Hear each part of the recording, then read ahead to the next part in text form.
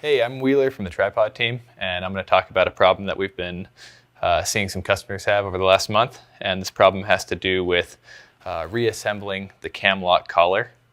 I think this happens because basically you find a leg that's overly tight, and using your service tool, you adjust the cam and you accidentally adjust it too much to the point in which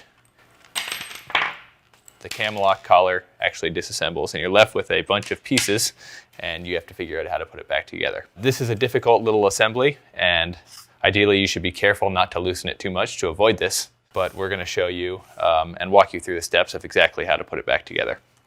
In this assembly you will find a handful of parts. The first one is the cam lock lever, the largest part. There is a barrel nut and a barrel bolt.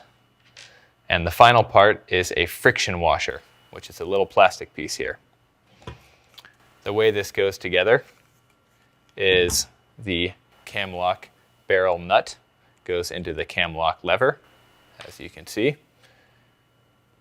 The cam lock friction washer rests in this slot on the cam lock collar, and it is directional. If you notice, you look at the part, there's one side bigger than the other, so be careful to line it up correctly with this cam lock collar, and when you do so, you should see that it rests in there nicely.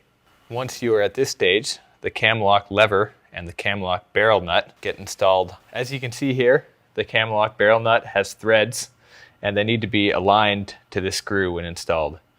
This is roughly the alignment relative to the cam lock lever that you'd want them to be in prior to installation.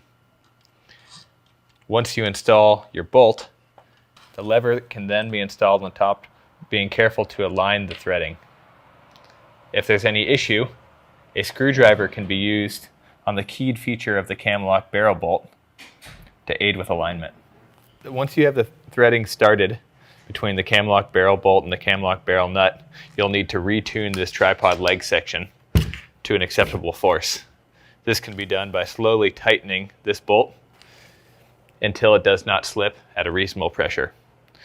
You have to be careful not to over tighten, otherwise you will end up in the same situation that we started in, with the leg not sliding freely in the loose position.